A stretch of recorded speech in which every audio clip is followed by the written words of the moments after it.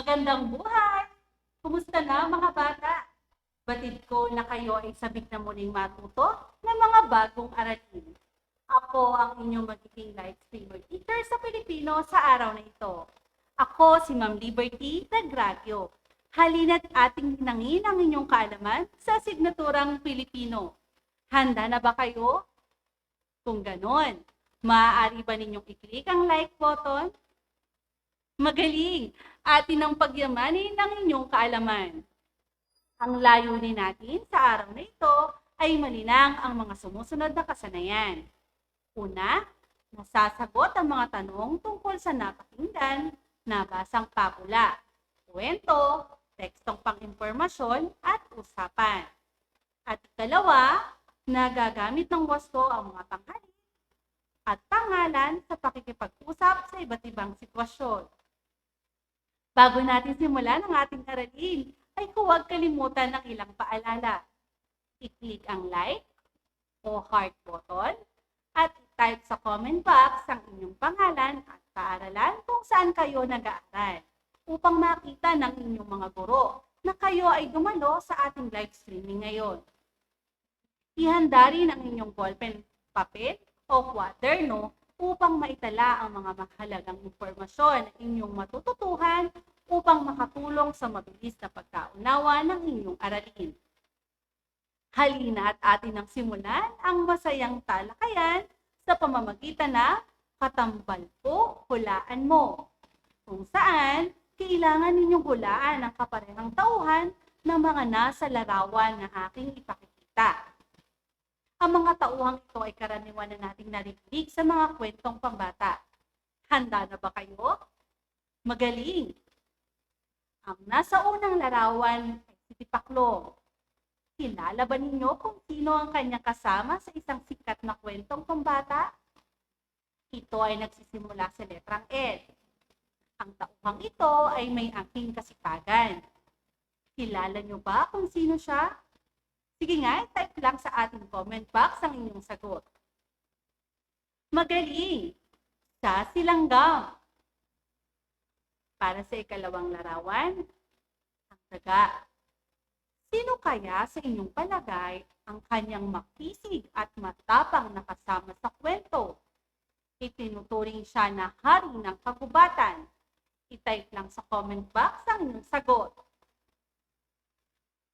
Mahusay! Ito ay walang iba kundi ang leon. Dumako tayo sa ikatlong larawan. Narito si Matching. Sino kaya ang kanyang nakatambal sa isang sikat? At ang ilan pa nga sa atin ay naging paboritong kwento ito. Itinuturing na may kabagalan sa pagkilos dahil sa daladalang sariling bahay, ngunit matalino at may pagsusumikap na katangian. Sino siya? I-type na sa comment box ang inyong sagot. Magaling! Siya ay walang iba kundi si Pagong. Ano ang napansin ninyo sa mga hinulaan ninyong tauhan sa bawat kwento? Si Paklong at si Langgam, ang daga at ang leon, si Pagong at si Matching. Mahusay! Ito ay pawang tinanapan ng mga hayop. Ang uri ng ganitong kwento ay tinatawag na pabula. Ang pabula ay isang uri ng panitikan na gumagamit ng mga hayop bilang tauhan kung saan kumikilos at nagsasalita sila tulad ng isang tao. Ang mga hayop na ginagamit na tauhan sa mga pabula ang sumasalamin sa mga kaugalian o katangian ng mga tao. Ito ay kwento na nagtitintal din ng mabuting aral. Narito pa ang isang halimbawa ng pabula. Pakinggan at unawain itong mabuti upang masagot ang ilang katanungang aking hinihanda pagkatapos panoorin ang kwento. Ang pabula ay pinamagata na inggit si Kikang Kalabaw. Nainggit si Kikang Kalabaw. Sa isang malayong nayon sa bayan ng Maribohok sa lalawigan ng Surigao, ay may isang masipag na magsasakang nagngangalang Mang Donato. Si Mang Donato ay tahimik na namumuhay kasama ang kanyang pamilya at 2 alagang hayop, sina Kikang Kalabaw at Basyong Aso. Si Kikang Kalabaw ang katuwang ni Mang Donato sa bukid.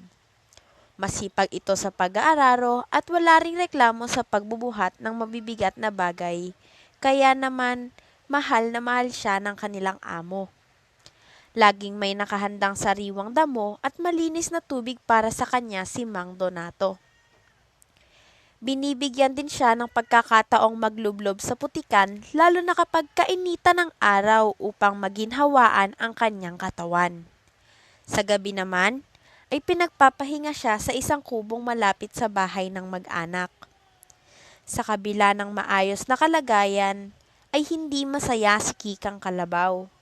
Nakikita niya kasi kung paano tratuhin ni Mang Donato si Basyong Aso. Kasama siya ng kanilang amo sa loob ng bahay. Wala ring ginagawa ang aso kundi kumahol at kumawag ang buntot kapag dumarating sila ni Mang Donato mula sa bukid.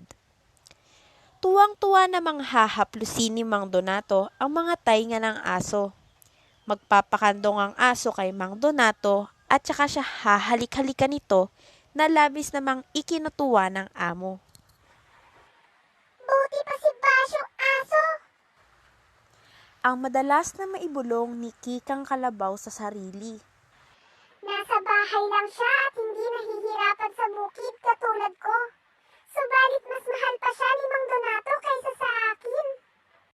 Dagdag na himutok pa nito.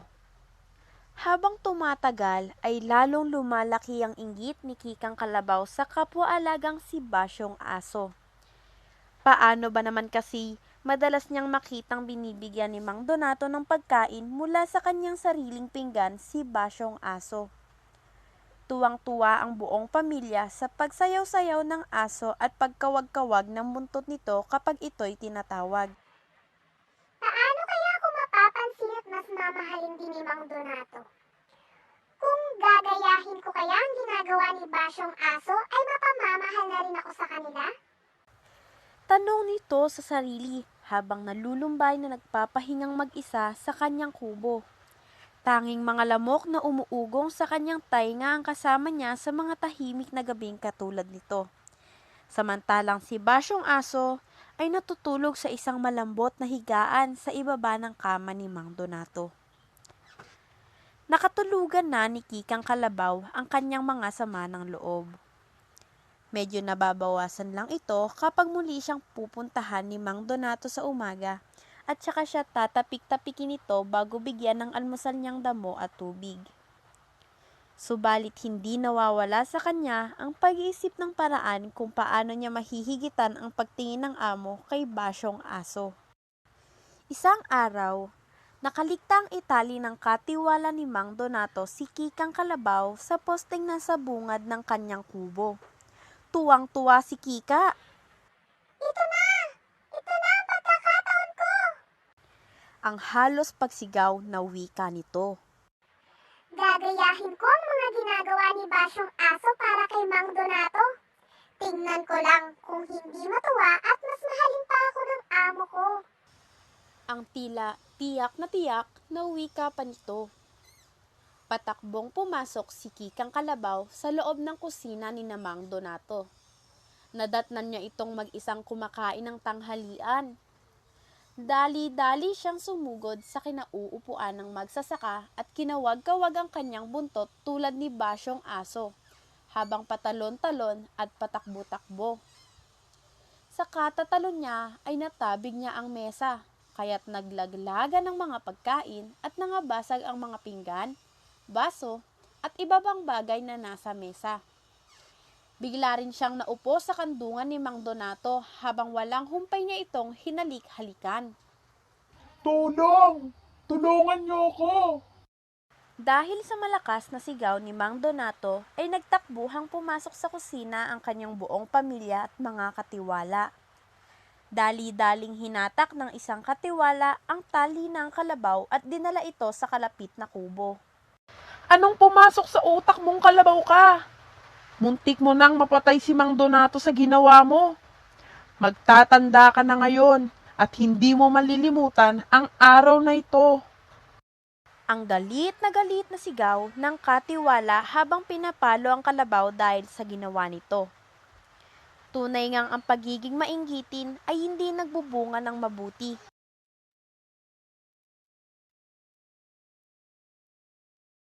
Pinakinggan at inunawa ba ninyong mabuti ang pabula? Ating sagutan ang bawat bilang. Para sa unang katanungan, sino-sino ang pangunahing tauhan sa kwento? I-type na sa ating comment box ang inyong sagot. Tama! Nariyan si Basyong Aso, Kikang Kalabaw, at si Mang Donato. Para sa ikalawang bilang, paano ipinapakita ni Mang Donato ang pagmamahal niya sa kanyang mga alagang hayop? Unahin natin si Kikang Kalabaw. Tama. Una, binibigyan niya ito ng sariwang damo. Dalawa, pinaglulublob niya sa putikan, lalo na kapag tag-init. At ang huli, pinagpapahinga at pinapatulog pagkatapos ng kanilang gawain. Paano naman niya ipinapakita ang pangangalaga niya kay Basyong Aso? Mahusay, kinakandong niya ito. Doon, hinahaplos niya ang tainga ni Basyong Aso at binibigyan ng maayos na pagkain sa kanyang pakainin. Para sa ikatlong bilang, ano ang dahilan ng naramdamang inggit ni Kikang Kalabaw kay Basyong Aso? Ito ay nagsisimula at nagtatapos sa letrang S. I-type na sa ating comment box ang inyong sagot. Tama! Selos. Nakaramdam ng selos kay Basyong Aso. Para sa ikaapat na bilang, sa iyong palagay, tama ba na paluin at pagalitan si Kikang Kalabaw dahil sa kanyang ginawa kay Mang Donato? Paliwanag ang iyong sagot. May nag-comment na tama lang na siya ay parusahan dahil mayroon siyang nagawang kasalanan. May nag-comment din na hindi kinakailangang paluin upang disiplinahin si Kikang Kalabaw. Ang inyong mga sagot at comment ay mga pawang tama. Tandaan natin, may karampatang kaparusahan ang maling nagawa. Ngunit, dapat na isaalang-alang kung ito'y makapagdudulot ng mabuti o makasasama. At para sa huling bilang, kung ikaw si Kikang Kalabaw, makararamdam ka rin ba ng inggit kay Basyong Aso? At bakit? Type na sa ating comment box ang inyong sagot. Magaling! Tandaan natin na ang bawat isa ay may kanya-kanyang katangian at kakayahan. At isip rin natin na ang pagiging mainggitin ay hindi magdudulot kailanman ng kabutihan. Pagbati sa inyong ipinamalas na husay sa pagsagot sa bawat bilang. Ipagpatuloy ninyo ang pagiging aktibo sa pakikilahok sa ating talakayan. Ating panghasain ang inyong husay at galing. Dumako naman tayo sa susunod nating aralin para sa araw ito sa pamamagitan ng muling pakikinig ng isang maikling usapan. Elise, handa ka na ba sa darating na pasukan? Opo, Nay. Sabik na po ako na muling magsimula ang klase, sapagkat makikilala ko na po ang aking mga bagong kamag-aral. Gayon din po, siguradong marami na naman po akong matututuhan ng mga aralin mula sa aking mga guro. Sino ba ang magiging advisor mo ngayong taon ng panuruan? Si Ginang Surbano po, Nay. Kung kaya't lalo po akong nasasabik sa pag-uumpisa ng klase. Sapagkat kilala po si Ginang Surbano sa pagiging masipag, mapagmahal, at dedikadong guro sa aming paaralan. Masaya ako, anak, dahil bukod sa may mga guro na mababait at manatyagang magturo sa makabagong panahon natin ngayon, ay hindi rin tayo pinababayaan ng ating pamahalaan, lalo na dito sa ating lungsod ng Valenzuela. Tama po kayo, Nay. Sinisiguro po ng mga namumuno sa ating lungsod sa pangunguna ni Mayor Rex Gatchalian na wala pong maiiwan sa larangan ng edukasyon. Sa kabila po ng nararanasan nating malaking pagbabago dulot ng pandemya, ay handa pa rin po silang suportahan ang aming mga pangangailangan sa pag-aaral. Sang-ayon ako sa iyo, anak. Mula sa pagbibigay ng mga school kit na naglalaman ng mga textbook, notebook, mga panulat at tumbler, nagpapamahagi rin sila ng mga smartphone na maaaring gamitin sa online class. Bukod pa roon, ay kasama rin sila sa paglulunsod ng programang magkaroon ng Valenzuela FB Live upang mas maging epektibo ang pagkatuto ng mga mag-aaral. Tiyak ko po, inay, na kahit po na bago ang pamamaraan ng pagtuturo ay magiging matagumpay pa rin po na magkaroon ng dekalidad na edukasyon dahil po sa iba't ibang pamamaraan na isinasagawa at pagtutulungan ng bawat isa. Tulad po ng mga guro, mga nanunungkulan sa pamahalaan, mga magulang, mga namumuno sa paaralan, at iba pa pong kasapi sa larangan ng edukasyon. Mahalaga ngayon ang pagkakaisa at pagtutulungan. Bawat isa sa atin ay may responsibilidad upang maging matagumpay ang layunin sa larangan ng edukasyon. Lagi mong pakakatandaan na ang edukasyon ang susi sa iyong tagumpay. Opo, inay. Hindi ko man po masisilayan ngayon ng aming paaralan, batid ko po na hindi ito magiging hadlang upang kasabikan ko ang pag-aaral.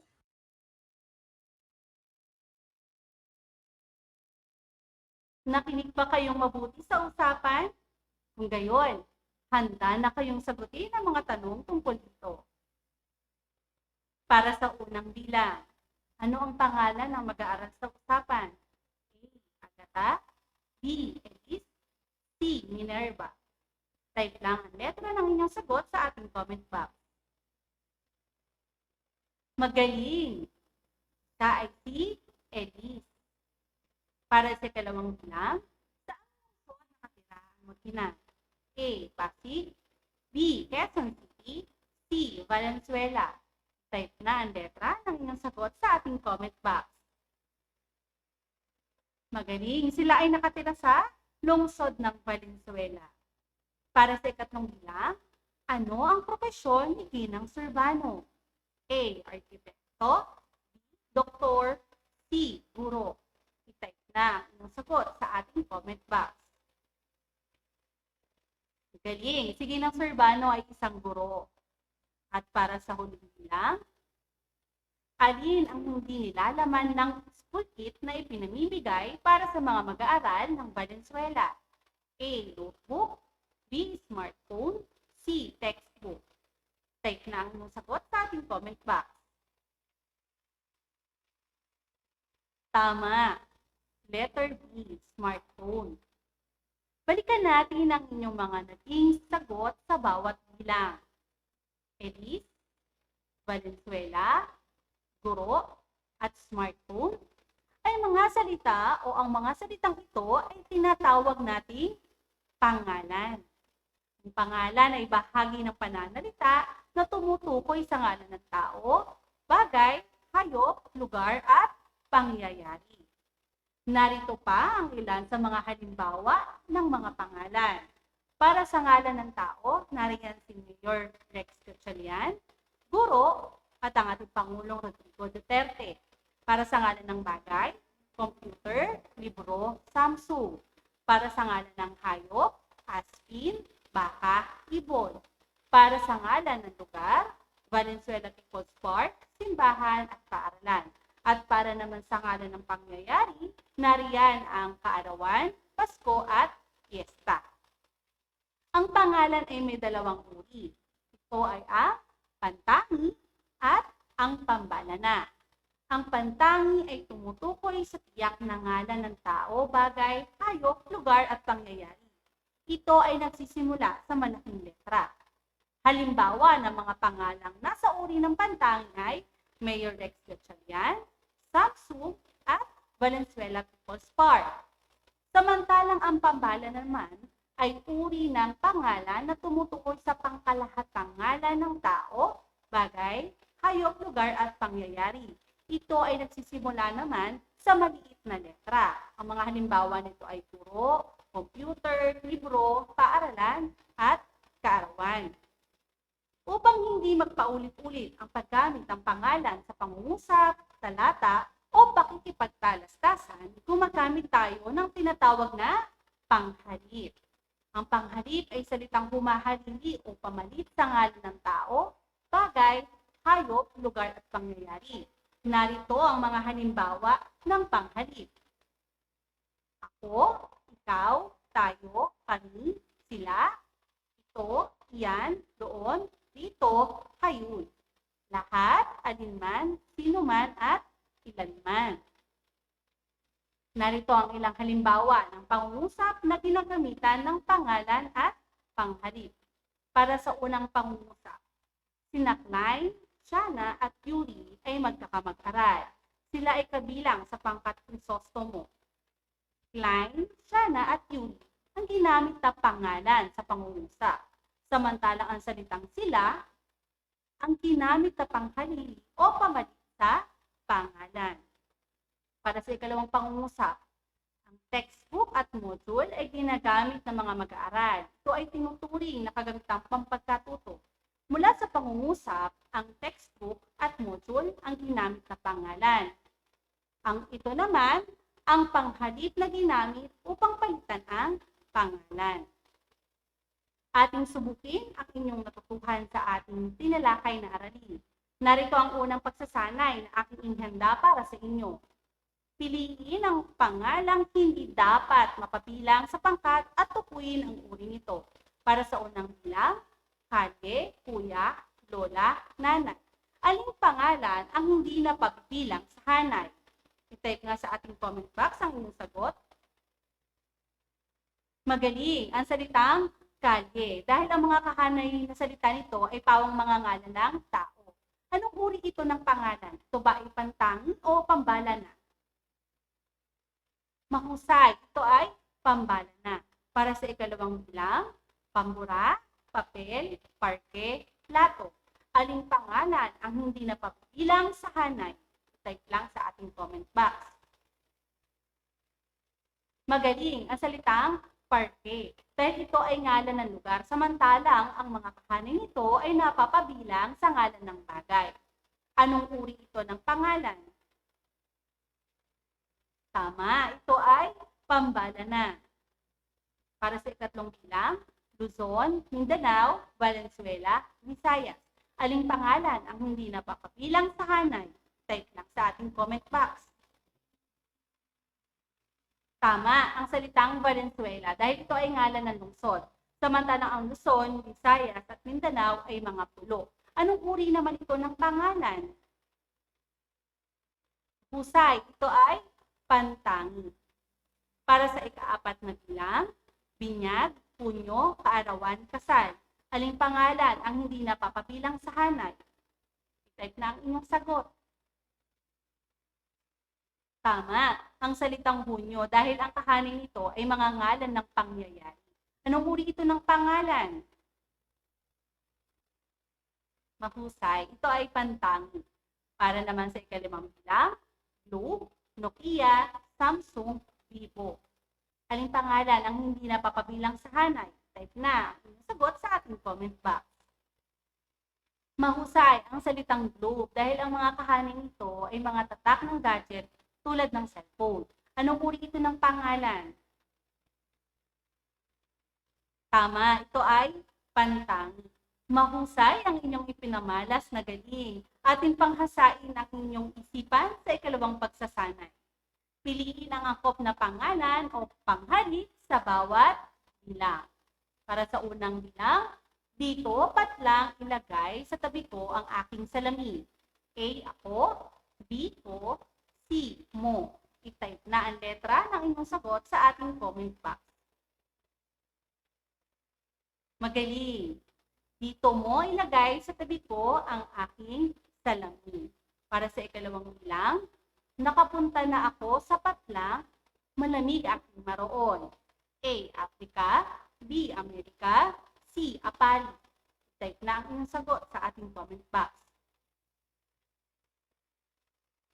Husay. Nakapunta na ako sa Amerika. Malamig ang klima roon. Para sa ikatlong bilang, halika patlang sa tabi ko. Lambing ng nanay sa kanyang anak. A, roon. B, rito. C, riyan. Type na ang letra ng inyong sagot. Tama. Halika rito sa tabi ko. Lambing ng nanay sa kanyang anak. Para sa ikaapat na bilang, ang aking kapatid ay napakahusay gumupit. Patlang ay nanalo sa patimpala. A. Kami. B. Siya. C. Tayo. Type na ang inyong sagot sa ating comment box. Magaling! Ang aking kapatid ay napakahusay gumuhit. Siya ay nanalo sa patimpala. Para sa huling bilang, ang aming patlang ang nanguna sa pamamahagi ng mga module. A. Doktor. B. Guro. C. Sekretarya. I-type lang sa ating comment box ang letra ng inyong sagot. Magaling! Ang aming guro ang nanguna sa pamamahagi ng mga modules. Binabati ko kayo sa inyong ipinamalas na giling. Sana ay ipagpatuloy ninyo ang kabulihan sa paglinang ng inyong kaalaman. Sa kabuuang araling laging tandaan na ang pabula ay isang uri ng katang-isip na bahagi ng panitikan kung saan ang mga hayop o mga bagay na walang buhay ang gumaganap na mga tauhan. May mga natatanging kaisipang mahahango mula sa mga pabula sapagkat nagbibigay aral ito para sa mga mangbabasa. Tandaan din natin, ang pangalan at panghalip ay mga bahagi ng pananalita na ginagamit upang maging maayos at malinaw ang paraan ng pakikipagkalastasan. Kinakailangan gumamit ng angkop na panghalip sa bawat pangalan na hahalilinan o papalitan nito. Bilang karagdagan sa inyong pagsasanay, sagutan ang pahina 3 sa bahagi ng pagyamanin ng inyong Filipino module.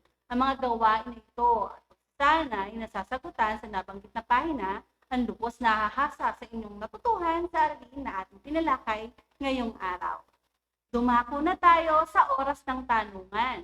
I-type lang sa comment box ang inyong tanong tungkol sa araling ating tinalakay ngayon.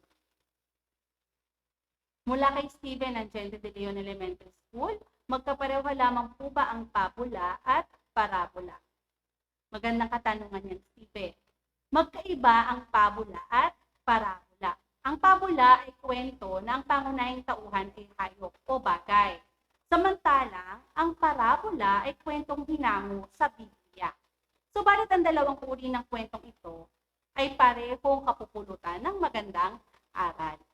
Kung may mga katanungan pa kayo na nais itanong, ay maaari ninyong sabihin sa inyong guro sa Pilipino sa oras ng inyong virtual class. Sana ay naging makabuluhan ang araw na ito para sa inyo. Nawa ang inyong mga natutuhan ay makintal sa inyong isipan upang makatulong sa paglinang ng inyong husay at galing. Ating tandaan, ang nais matuto ay gumagawa ng anumang paraan upang patuloy na paunlarin ang kanyang sarili. Tulad ng ating ginagawang paraan sa kasalukuyan. Ano man ang sitwasyon na kinakaharap natin ngayon, dahil sa ating determinasyon ay pagpatuloy ang edukasyon, mga programang makatutulong sa mga mag-aaral upang matuto ay isusulong. Muli, ako ang inyong guro sa Pilipino, Ma'am Liberty Ragravio. Maraming salamat sa inyong pakikinig. Hanggang sa muli nating pagkikita. Paalam!